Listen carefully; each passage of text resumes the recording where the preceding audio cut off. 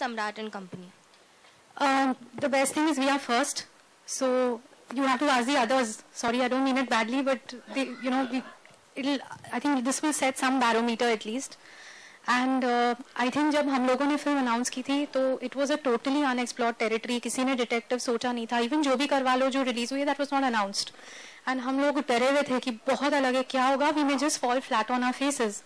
But we were on a recce in Himachal Pradesh, and then we opened the papers and see that there's like so many detective films coming with lovely big makers, lovely actors. We were thrilled. This was a battle in itself, which was won.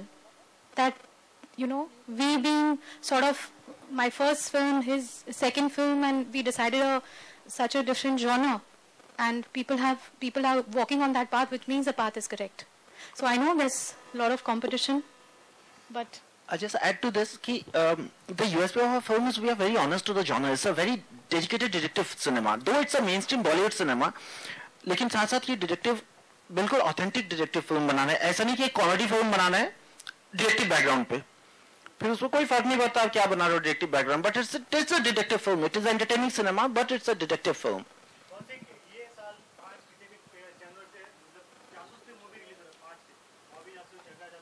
Ji.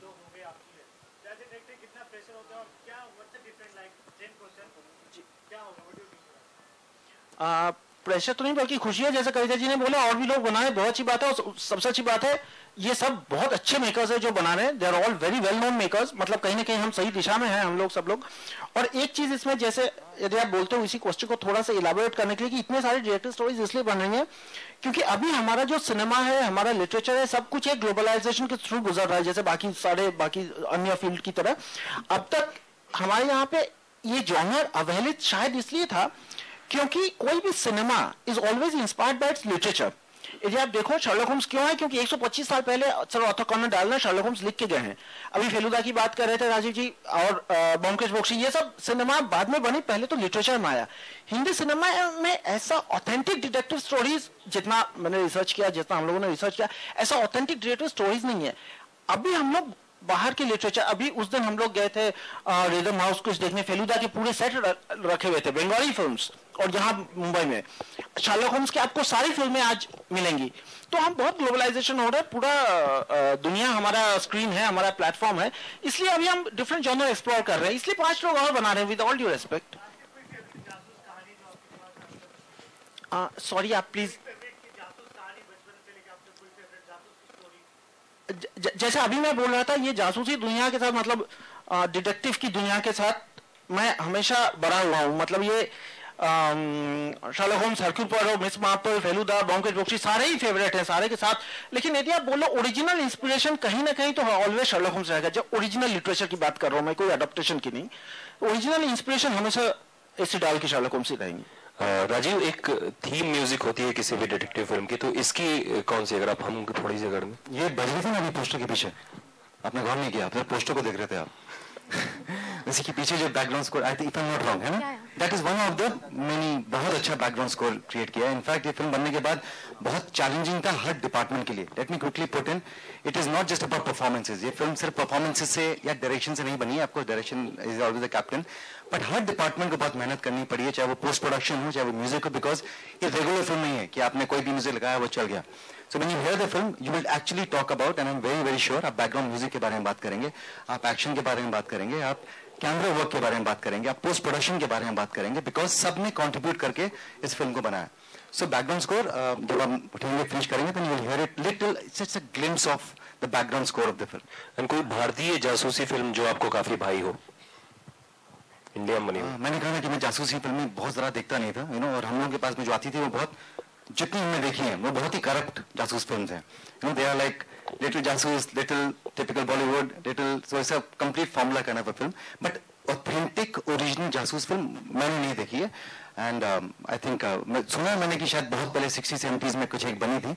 I would love to watch those films. we now have the last 2 questions for the day.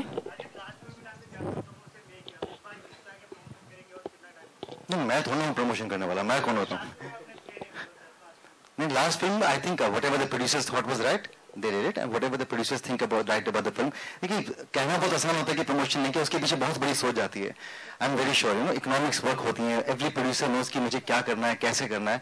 So it is very easy to say. कभी कभी हमें फिल्में बहुत अच्छी लगती हैं, बोलते हैं यार प्रमोट नहीं किया. बट आई एम श्योर कि कोई प्रोड्यूसर नहीं चाहेगा कि मैं एक अच्छी फिल्म बनाऊं, मैं रिलीज भी कराऊं, लेकिन प्रमोट नहीं करूंगा. उसके पीछे डेफिनेटली कहीं ना कहीं कोई कैलकुलेशन रहती होगी, जो मैं जब प्रोड्यूसर बनूंगा तब इसके बारे में चर्चा करूंगा. Can you have the last question? Hello Rajiv. Hi. आपकी इंस्पिरेशन क्या रही है डिटेक्टिव बनने के लिए? मतलब कुछ इंस्पायर किया हो कि आपने कोई मूवी को फॉलो किया हो या कोई कैरेक्टर को? ये मेरी इंस्पिरेशन रहे हैं. एंड मैं सच बोल रहा हूँ, बिकॉज मैंने कोई फिल्म नहीं देखी थी. आप इनके साथ बैठे 1 घंटा और आप इनसे बोलेंगे सर मुझे एक और कहानी सुनाओ, तो उधर में आप खुद डिटेक्टिव गिरी शुरू कर देंगे. आप वैसे ही बोलना शुरू कर देंगे, आप वैसे सोचना शुरू कर देंगे, कहीं ना कहीं आप बिलीव करना शुरू कर देंगे कि मैं तो डिटेक्टिव बन गई हूँ. तो आई थिंक मैंने बहुत वर्कशॉप किए, हर फिल्म में करता हूँ. इसमें बहुत ज्यादा मेहनत इसलिए करनी पड़ी only because this is not an easy film. इसमें ऐसा नहीं था कि मैं कोई भी डायलॉग आ रहा है मैं इम्प्रोवाइज कर दूं. यू नो, आप कभी कभी करते हैं जब आप एक्टर होते हैं, आपने कुछ कर दिया. बहुत कम स्कोप रखा था इम्प्रोवाइजेशन का. We had to follow certain dictates. मतलब ये फिल्म ऐसी ही बनेगी, इसका ग्राफ ऐसे जाएगा इस फिल्म का. और कभी कभी मैं कमजोर भी पड़ा, you know, while doing it. I was told by Rajiv और दादा की अच्छी बात है कि किसी भी शॉट को गंदा नहीं बोलते हैं. मतलब बहुत अच्छा था, लेकिन एक और करते हैं. ऑल दी एक्टर्स भी लग रही है बहुत अच्छा था राजीव जी, एक और करते हैं. नहीं, लेकिन ये सच्चाई था, ये हमेशा बहुत अच्छा किया है. एक और करते हैं मतलब pushing the limit, otherwise excellent performance. So it wasn't really easy. Whatever inspiration, as I'm saying, good, bad, or very, very good, or excellent, please give him the credit, because whatever he asked me to do, I did it. Thank you very much. Thank you all, and let's have a photo op. Friends.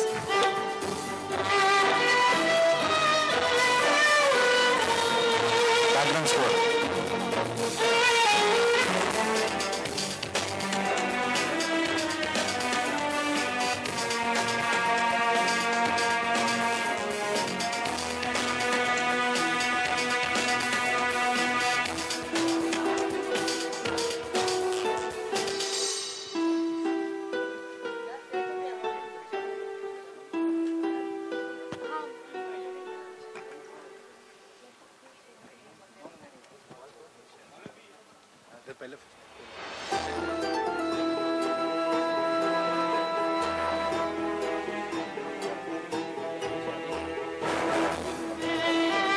Can you have Naveen, Rajneesh, and the team on stage, please?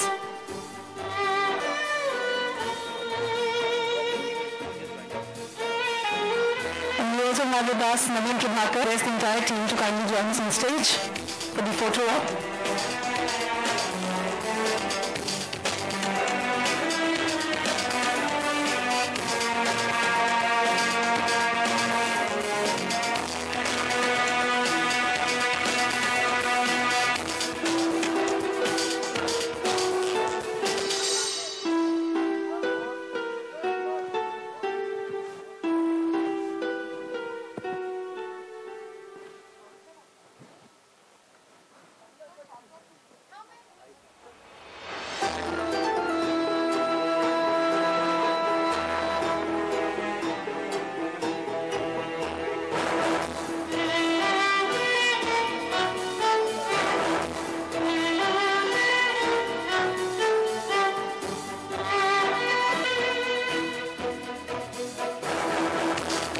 Much friends, and once again congratulations to Samrat and company. Thank you for joining us here and have a wonderful day ahead. Keep shining.